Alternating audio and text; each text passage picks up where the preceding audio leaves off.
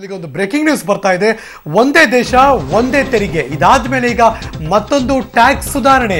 ಆ ಸುಧಾರಣೆ ಹೇಗೆ ಇದೀಗ ಬರ್ತಾ ಇದೆ ಬ್ರೇಕಿಂಗ್ ನ್ಯೂಸ್.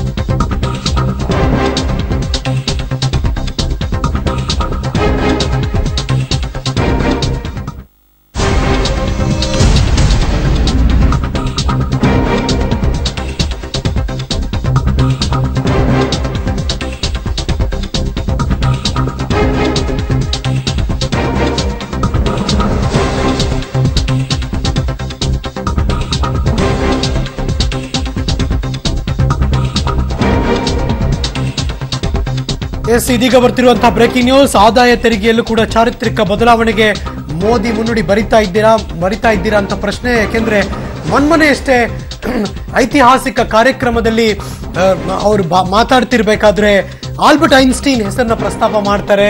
ಅವಾಗ ಆಲ್ಬರ್ಟ್ ಐನ್ಸ್ಟೀನ್ ಯಾವಾಗ್ಲೂ ಕೂಡ ಹೇಳ್ತಾ ಇದ್ದದ್ದು ಇನ್ಕಮ್ ಟ್ಯಾಕ್ಸ್ ವಿಚಾರಕ್ಕೆ ಸಂಬಂಧಪಟ್ಟ ಹಾಗೆ ಅವರು ಬದುಕಿದ್ದು ಈ ಟ್ಯಾಕ್ಸ್ ಗಳನ್ನ ನೋಡಿದ್ರೆ ಏನಂತಿದ್ರು ಅಂತ ಒಂದಷ್ಟು ಹಾಸ್ಯಮಯವಾಗಿ ನರೇಂದ್ರ ಮೋದಿ ಮಾತಾಡ್ತಾರೆ.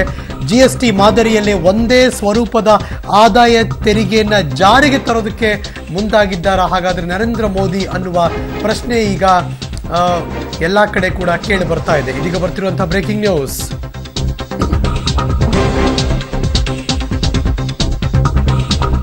ಇದೀಗ ಇದಕ್ಕೆ ಸಂಬಂಧಪಟ್ಟ ಹಾಗೆ ಮಗದೊಂದು ಬ್ರೇಕಿಂಗ್ ನ್ಯೂಸ್ ಬರ್ತಾ ಇದೆ. ನೇರ ತೆರಿಗೆಯನ್ನ ತರುತ್ತಾರಾ ನರೇಂದ್ರ ಮೋದಿ ಅನ್ನುವ ಪ್ರಶ್ನೆ. ನೇರ ತೆರಿಗೆ ಸಂಹಿತೆ ಜಾರಿಗೆ ಬರುತ್ತಾ? ಆದಾಯ ತೆರಿಗೆಯ ಬದಲು ಅದನ್ನ ಜಾರಿಗೆ ತರುವ ಉದ್ದೇಶ ಇದೆಯಾ ಅಂತ. ಯಾಕೆ ಏನು? ಇದೀಗ ಬರ್ತಾ ಇದೆ ಬ್ರೇಕಿಂಗ್ ನ್ಯೂಸ್.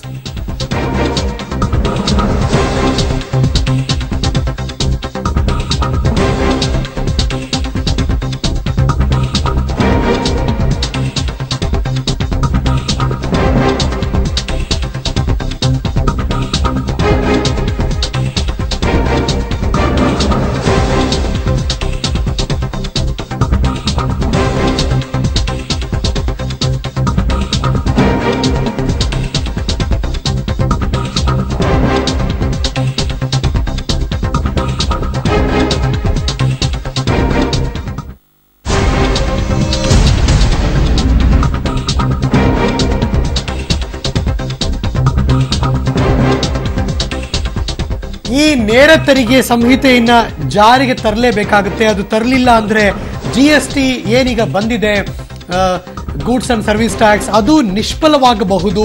ಪ್ರಧಾನಿ ನರೇಂದ್ರ ಮೋದಿ ಸರ್ಕಾರಕ್ಕೆ ಎಚ್ಚರಿಕೆ ಕೊಟ್ಟಿದೆ ಸಂಸದೀಯ ಸಮಿತಿ. ಹಣಕಾಸು ಮೇಲಿನ ಸಂಸದೀಯ ಸಮಿತಿ ನೇತೃತ್ವ ವಹಿಸಿರೋರು ಕಾಂಗ್ರೆಸ್ನ ಹಿರಿಯ ಸಂಸದ ವೀರಪ್ಪ ಮೊಯ್ಲಿ.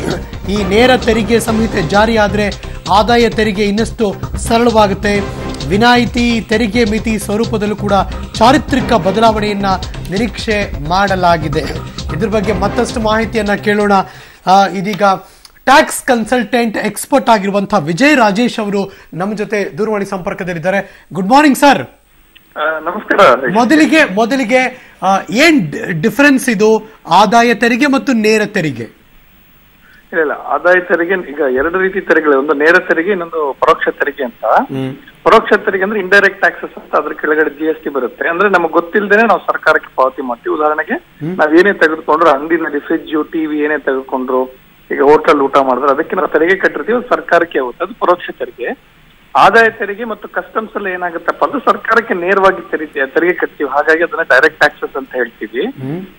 ಈಗ ಇರುವಂತಹ ಒಂದು ಪ್ರಸ್ತಾವನೆ ಏನಾಗಿದೆ, ನೇರ ತೆರಿಗೆ ಬದಲಾವಣೆಗಳು, ಇದು ಬಹಳ ಹೊಸದೇನಲ್ಲ. ಈಗ 4-5 ವರ್ಷಗಳಿಂದನೇ ಅದು ಆಗಿದೆ. ಆಮೇಲೆ ಅದಕ್ಕೆ ಮಾಡೆಲ್ ಲಾನು ಅವರು ಕೊಟ್ಟಿದ್ದಾರೆ. ಈಗ ಡೈರೆಕ್ಟ್ ಟ್ಯಾಕ್ಸ್ ಲಾ ಕೋಡ್ ಅಂತ ಹೇಳ್ತೀವಿ. ಅಂದ್ರೆ ನಮ್ಮಲ್ಲಿ ಇದ್ದಂತ ಆದಾಯ ತೆರಿಗೆ ಏನಾಗಿತ್ತಪ್ಪ ಅಂತಂದ್ರೆ ಪ್ರೀ ಇಂಡಿಪೆಂಡೆನ್ಸ್ ಇಂದಾನೆ ಇತ್ತು. ಇನ್ಕಮ್ ಟ್ಯಾಕ್ಸ್ ಆಕ್ಟ್ 1932 ಅಂತಾನೆ ಹೇಳ್ತೀವಿ ಕಾನೂನಿಗೆ, ಇದು ವರ್ಷ ಹೇಳ್ತಾ ಇರ್ಬೇಕಾದ್ರೆ. ಅದ್ರಲ್ಲಿ ಏನಾಗಿದೆ, ಈ ಸತತ ಒಂದು 65 ವರ್ಷಗಳಲ್ಲಿ ಹಲವಾರು ಸಬ್ ಕ್ಲಾಸ್ಗಳು ಸೇರಿದೆ. ನಾವು ನಮ್ಮ ದೇಶದಲ್ಲಿ ಮ್ಯಾಕ್ಸಿಮಮ್ ಡಿಡಕ್ಷನ್ಸ್ ಕೊಡ್ತೀವಿ, ಎಕ್ಸೆಂಪ್ಷನ್ಸ್ ಕೊಡ್ತೀವಿ, ತುಂಬಾ ಕಠಿಣಗೊಳಿಸಿದ್ವಿ ಪ್ರೊಸೀಜರ್ಸ್ ಅದೆಲ್ಲ. ಆಮೇಲಿಂದ ಈ ಬೇರೆ ದೇಶಗಳಿಂದ ಬಂದು ಬಂಡವಾಳ ಹೂಡಿ ವ್ಯಾಪಾರ ಮಾಡ್ಬೇಕಾದ್ರೆ ಟ್ರಾನ್ಸ್ಫರ್ ಪ್ರೈಸಿಂಗ್ ಅಂತ ಒಂದು ಮಾತಾಡ್ತೀವಿ. ಹೀಗೆ ಹಲವಾರು ನಿಯಮಗಳನ್ನ ಒಳಗೊಂಡಿರುವಂತದ್ದು ಏನಾಗಿದೆಪ್ಪ ಅಂತಂದ್ರೆ ಈಗ ಬೇರೆ ಹೊರದೇಶಗಳಿಂದ ಕಂಪನಿ ಬರ್ಬೋದು ಅಥವಾ ನಮಗೆ ಆಗ್ಲಿ ತುಂಬಾ ಕ್ಲಿಷ್ಟ ಇದೆ.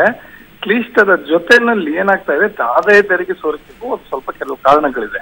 ಯಾಕೆಂತಂದ್ರೆ ಇವ್ರ ಆಲೋಚನೆ ಐತಪ್ಪ ಅಂತಂತ ಏನಿದೆ ಅಂತಂದ್ರೆ ಆದಾಯ ತೆರಿಗೆ ನಲ್ಲಿ ಹೊಸ ಕಾನೂನಿನಲ್ಲಿ ಯಾರಿಗೂ ಎಕ್ಸಂಪ್ಷನ್ಸ್ ಇಲ್ಲ, ಡಿಡಕ್ಷನ್ಸ್ ಇಲ್ಲ, ತೆರಿಗೆ ದರನ ಕಡಿಮೆ ಮಾಡ್ತೀವಿ, ತೆರಿಗೆ ಏನು ಪ್ರೊಸೀಜರ್ಸ್ ನ ಸರಳೀಕರಣಗೊಳಿಸ್ತೀವಿ, ಆತರ ಹಿನ್ನೆಲೆಯಲ್ಲಿ ಪ್ರಸ್ತಾವನೆ ಕೊಟ್ಟಿದ್ದಾರೆ.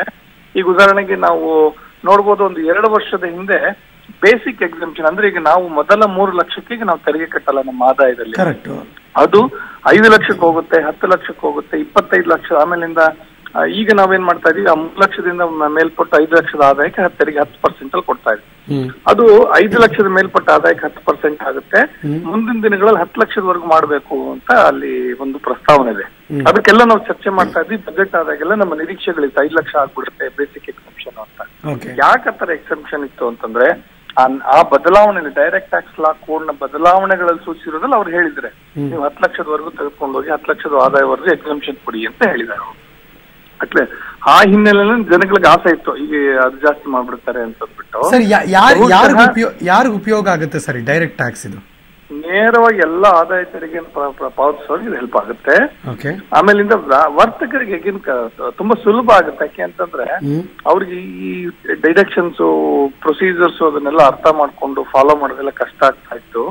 ಹಾಗಾಗಿ ಈ ತೆರಿಗೆ ಸರಳೀಕರಣ ಬೇಸಿಕಲಿ ಬಹುಶಃ ತಾವು ಕೇಳಿರ್ಬೋದು, ಪ್ರಧಾನಮಂತ್ರಿಗಳು ಮೊದಲ ಬಾರಿ ಯುಎಸ್ ಹೋದಾಗ ಪ್ರಧಾನಮಂತ್ರಿ ಆದ್ಮೇಲೆ ಅವ್ರು ಹೇಳ್ತಾರೆ, ಪ್ರತಿದಿನ ಒಂದು ಲಾನ ನಾನು ಸ್ಕ್ರಾಪ್ ಮಾಡಕ್ ಇಷ್ಟಪಡ್ತೀನಿ, ನಮ್ಮ ದೇಶದಲ್ಲಿ ಅನಗತ್ಯವಾಗಿ ಎಷ್ಟೊಂದು ತೆರಿಗೆಗಳಿದೆ ಅಂತ, ಕಾನೂನುಗಳಿದೆ ಅಂತ ಹೇಳ್ತಾ ಇದ್ರು.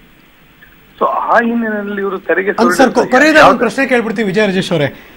ಈಗ GST ಏನ್ ಈಗಾಗಲೇ ಜುಲೈ 1ನೇ ತಾರೀಕಿಂದ ಅನುಷ್ಠಾನಕ್ಕೆ ಬಂದಿದೆ.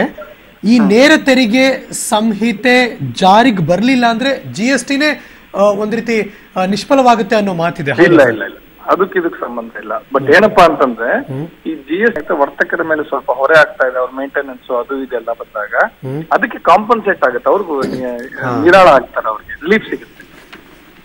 Right, thank you so much Vijaya Rajesh sir. Public TV ಜೊತೆ ಮಾತಾಡಿದಕ್ಕೆ ಒಂದಷ್ಟು ಮಾಹಿತಿಯನ್ನ ಸರಳೀಕೃತವಾಗಿ ತಜ್ಞರು ಕೊಟ್ಟಿದ್ದಾರೆ. Thank you so much sir.